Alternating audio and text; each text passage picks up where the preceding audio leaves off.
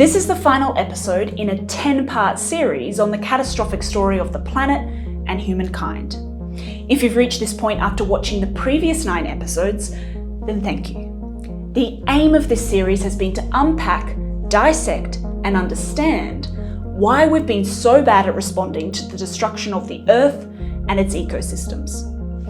In this episode, there's one key idea I want to share, one that relates to almost every aspect of how we deal with the climate. It's the notion, the deep misunderstanding really, that we humans are separate from nature.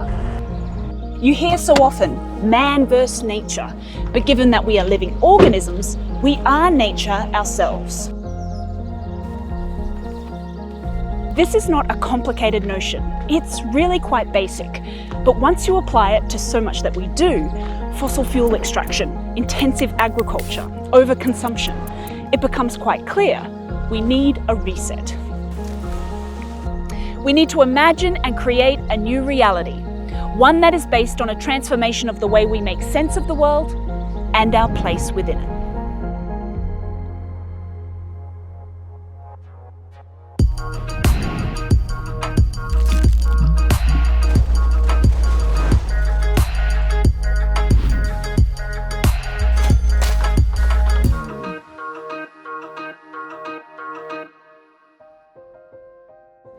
Across the planet, a majority of people have one common factor that shapes their worldview. It's called Anthropocentrism, and it's so embedded in how so many of us think that you've probably never even considered it. Anthropocentrism is basically the notion of human supremacy over all living things. It can drive our sense of entitlement, to see nature as a resource, and it's why we presume to control the world, trying to bend it to our every will and convenience. In a dominant worldview, we see humans as being fundamentally separate from nature. We just have in our language, we say, going out into nature. Get out into nature. In the natural world. What happens when you go into the wild? To the wild! Or we talk about human versus nature. It's man against nature. Man versus nature. Man versus wild. Nature is this kind of thing that's out there with trees and skies, and even the people who care about saving ecological richness are called environmentalists. Somehow it's the environment that they're caring about, not the actual stuff that happens in the environment. Jeremy Lent is an author and speaker whose work investigates the underlying causes of our civilization's existential crisis. But here's what's interesting. In indigenous cultures everywhere, basically, from Hawaii to Native America to Aboriginal Australia to Aboriginal communities in India. In each of these places, there was a certain way of relating to the rest of nature, not seeing it as a resource to exploit, but seeing it as a living, sacred set of entities. As indigenous people, we believe the land is alive and it holds memory, and that we have to respect that it's a living system. Dr. Poelina is an Indigenous community leader, rights advocate and researcher. One of the reasons why we're in this predicament is because this is a colonial paradigm of turning our beautiful country, living waters and nature into a resource. So when you're talking to Indigenous people, one of the things we want to be clear about is that we're not in any post-colonial framework. Colonialism is continuing. It's an extremely warlike, invasive, destructive way to see and be in the world, where everything is commodified. And so what I see in terms of what's happening around the planet is that there's a very big clash of values. People who see the world and feel the world and build a relationship, and then those that look at the world in terms of seeing these things in nature as a resource to be extracted, to be exploited, to be sold on the open market for the top price. In the past few hundred years, we have severed ourselves from the living world. Our economic systems have done it for us. Our political systems have done it for us. Urbanization has done it for us. Roman Krznaric is a social philosopher who writes about the power of ideas to create change. His work has been published in over 25 languages. I think that human beings' modern relationship with the living world actually isn't modern at all. It goes back to medieval times, particularly in Western culture, and the Christian idea that the earth is there for us to have dominion over. It's there for the benefit of human beings, and that we can use and abuse it at our will. But I also think our economic systems have been too. I mean, capitalism, that economic philosophy has been one which is also about dominion of the living world. In other words, we're driving for self-interested profit, and the impacts of that are kind of secondary. In an increasingly urbanised world, we've created a bubble for ourselves that prioritises industrial efficiency and predictability while diminishing and even exotifying the value of other living beings and natural processes. Underlying this phenomenon is what's called the extinction of experience. We're all increasingly disconnected from nature.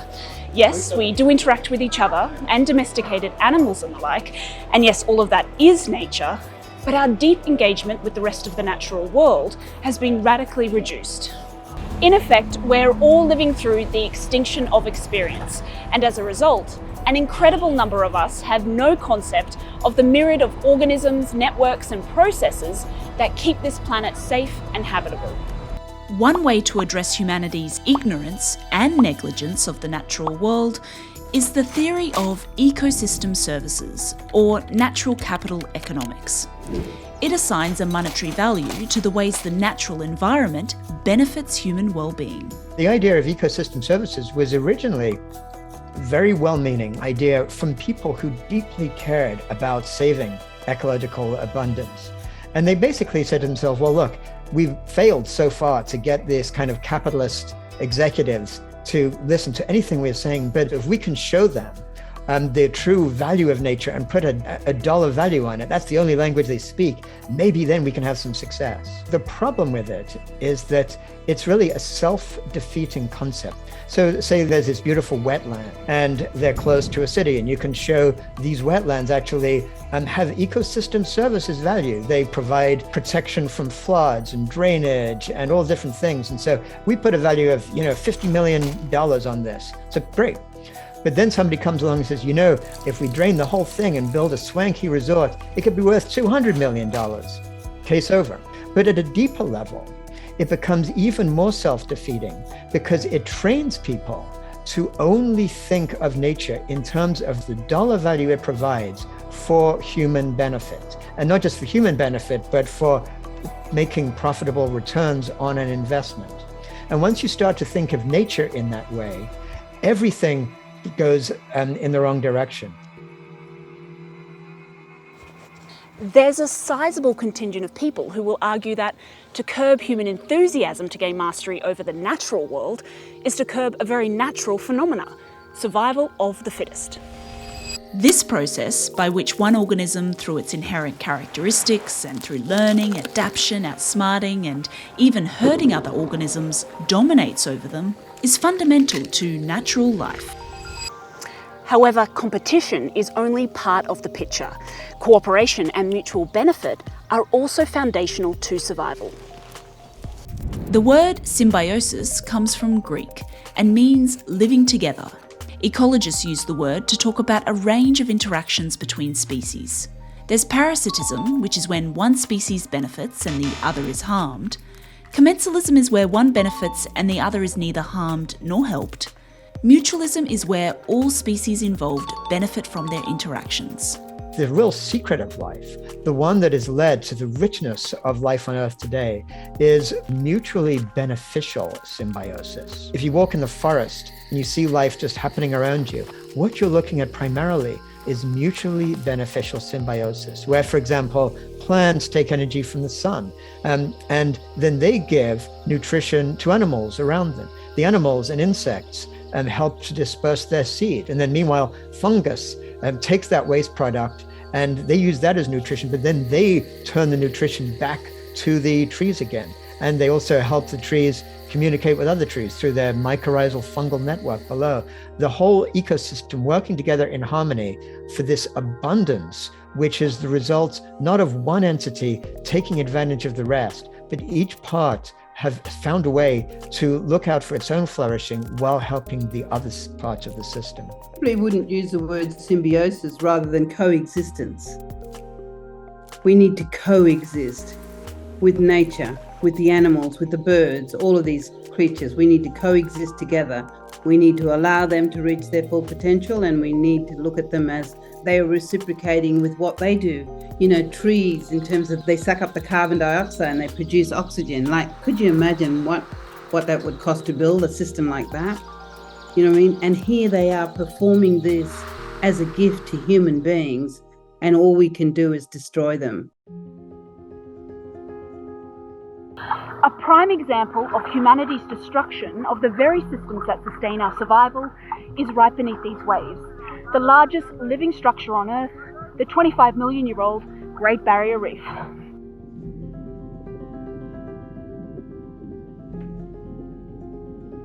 Coral reefs are the world's most diverse symbiotic ecosystems, living, respirating models of cooperation as they swap with each other what they need in order to survive. We can think of coral reefs as the equivalent of tropical forests because they are the marine equivalent of that. The vast amount of biodiversity in the oceans collects around coral reefs. Biologists who study coral reefs, probably more than almost any other biological researchers, are actually affected by this deep, profound angst because the very reefs they're studying are dying as they study them. And the reason these reefs are bleaching is because of the higher acidic content of the ocean. And so it's a virtual certainty that by the middle of this century, virtually every coral reef on the earth is going to be destroyed. It is one of the greatest enormities for us to get our heads around what we have done to the richness, the biodiversity of ocean life. What we have done to marine life, forests, plants, animals, insects, there are those that hear this accusation of collective human responsibility and think, well, no, not me, don't include me in this crime. Now, those who deny taking part in this mass act of destruction are either ignorant or willfully blind. Yes, many of us were born into a way of life. We had no control over that. Furthermore, we're surrounded by systems infinitely more powerful than us. But our adult life choices do make us complicit to varying degrees in the destruction of the natural world. Then there's a group who want no responsibility for ecocide, and they'd be absolutely right. The climate crisis isn't everyone's fault. Human-induced climate change. Human-induced climate change. Human-caused climate change. So we often talk about human-induced climate change, but one of the problems of that is that lumps all human beings together, and not all human beings have been equally responsible. And I think that's important. What that means is that responsibility for change falls largest on those countries in the global north, in Europe, North America, Australia, and so on, who have benefited from carbon economies, who have benefited from chopping down trees and building their societies based on that. So oftentimes we'll look at this notion of the Anthropocene, which is a very powerful idea. It's recognition that humanity themselves are a powerful geologic force of nature. But by the same token, many people have argued that it's a mistake to call it the Anthropocene because it gives a sense that all humans caused this. But we have to recognize that, in fact, the devastation we're seeing on the earth right now is as the result of the global capitalist system. So some people say actually what it should be called is the Capitalocene. It's really an era brought about by capitalism, not an era brought about by just humanity alone. What is the meaning of our life if our decision is to reduce the opportunities for our children or grandchildren? I have children, I have grandchildren. I just don't want to face those beautiful eyes asking me and others, what have you done? This planet is a gift from God and our common home. We should leave it to our kids in better shape than we found it. There's a lot of talk from people at the top of power structures enabling ecological devastation about children and future generations. Will we in this room work together, do the hard work together to gift our children and grandchildren an improving natural world? It's a great line. It's personal, it sounds sincere, it invokes kids, and it's hard to argue with. But then there are the actions authorised by these people, and it's hard to believe there's any thinking about future generations happening at all. So I believe that humankind has colonized the future, and particularly in the rich countries of the world, we treat the future like a distant colonial outpost where we can freely dump ecological degradation and technological risk as if there was nobody there. But of course there are, and they are the ones that are going to be hit by the impacts of our highly materialistic, highly carbonized, highly destructive of nature lifestyles. And the problem is that those future generations aren't here to do anything about the destruction of their world. It might sound idealistic, fanciful, unreal to think meaningfully about future generations, but that's largely because of a worldview shaped by the overwhelming forces of self-interest and profit. Long-term thinking is profoundly human, and there have been many examples of it. Let's take, for example, Indigenous groups who practice something known as seventh generation decision making, where choices are made based on how it will affect communities decades, if not hundreds of years, into the future. Around the world, Indigenous cultures tend to have some kind of idea of ecological stewardship. In North America, in Haudenosaunee, is the idea of making decisions based on the impacts looking 7 generations ahead. And that is a philosophy of deep ecological stewardship. The idea that the earth is not something that is here for us to possess and use and exploit, but it's like a gift. It's something that can be passed on or should be passed on from generation to generation. In the Moluccas Islands in Southeast Asia, they have a 7th generation principle where they don't just look forward 7 generations, but they also look back 7 generations as well to, in a way, honor their ancestors. In Aotearoa, New Zealand, in Maori culture, there's this concept called whakapapa. Whakapapa is the idea of intergenerational connection. So this concept of 7 generation thinking has always been in our worldview. We have a word called bugaragara, and bugaragara fuses the past, the present, and the future into this moment now in which we must think and act locally for globally. We are dealing with complexity, and so we need collective wisdom. And we even see that kind of long-term thinking coming out of Europe. During the Middle Ages, people would build cathedrals, and those who were putting the blueprints together or setting the foundations would know that neither they nor their children nor their grandchildren would live to see what they were actually preparing, because it could take sometimes 100 or more years for that to be built. So that can also be thought of as cathedral thinking. So it's the sense of realizing that you're part of something bigger. Cathedral thinking can be found in many pioneering long-term projects, for example, in wind energy and tidal energy, or to think about when we're rewilding the landscapes that we live in and trying to regenerate biodiversity. It's not going to happen today or tomorrow, but these projects can sometimes take decades. So we need to, in a way, create the ecological cathedrals of the future. From Australia to Colombia to Pakistan, Uganda and the Netherlands, young activists have been taking their governments to court for the legal right to a safe climate for current and future generations. In August 2023, their efforts received an endorsement from an independent panel of experts that interprets United Nations human rights law, the Committee on the Rights of the Child. In a 20-page summation, the committee said all countries have a legal obligation to protect children from environmental degradation, including by regulating business enterprises, and to allow their underage citizens to seek legal recourse. The committee's opinion is not legally binding and therefore impossible to enforce. Nevertheless, it is a marker of intent, an indication that there's a group of people who are not going to let this matter slide.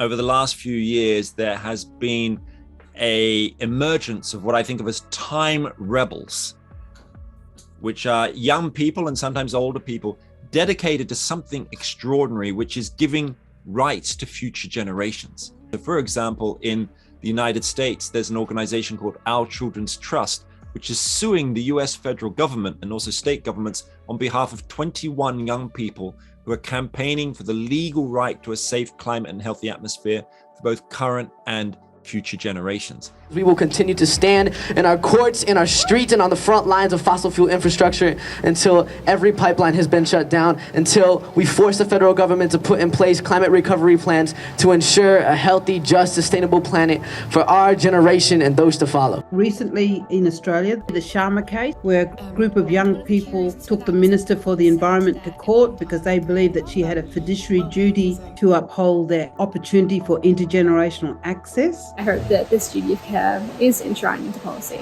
But they've been so disappointed because the court at that time found that the minister did not have a duty of care to ensure our young people have intergenerational equity. While the judgment didn't go our way today, this case demonstrates that young people are determined to be heard on this issue. In other countries, there have been important legal victories. So, for example, in the Netherlands, a famous case called Urgenda, which has been all about holding the government to account for not being fast enough with its carbon reductions. There have been similar legal cases in Germany, in Colombia. In Pakistan recently, the Supreme Court ruled against the expansion of the cement industry because of its destruction of the living world.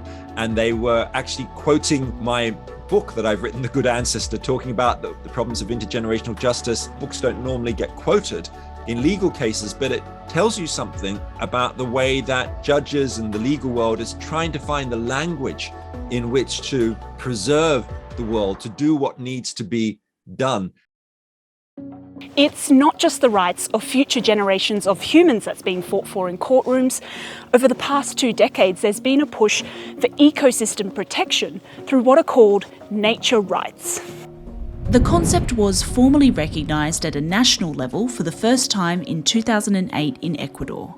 They called it the Rights of Pachamama, Mother Earth. In 2017, groups representing 4 rivers sought, and in some instances won, legal rights. The Wanganui River in New Zealand, the Rio Al Trato in Colombia, and the Ganga and Yamuna rivers in India. In Western Australia in 2016, Anne and a group of other Indigenous leaders issued the Fitzroy River Declaration. It recognised the river, one of the region's most valuable natural entities, as a living ancestral being with a right to life. The declaration also acknowledges traditional owners' obligation to protect the river for current and future generations. One of the things we want to push the boundaries on in terms of legal pluralism is recognising our ancestors, which can be a river, can be a mountain, can be, some other living system. This conversation is starting to emerge from challenges that Indigenous people in this country are putting up in terms of saying that these rivers are not just waterways that produces life, it holds life. It's a living system that holds living memory. I mean, this is a total different worldview. It's a worldview of the we, not a worldview of the me. We do tend to see the ecological crisis very much as one about our species and not one for multiple species. And if you really get the idea that we are interdependent with other species, what we need to care about is not just the rights of people, but the rights of the living world. Not just the rights of future generations, but the rights of the future of forests and rivers and oceans and savannas.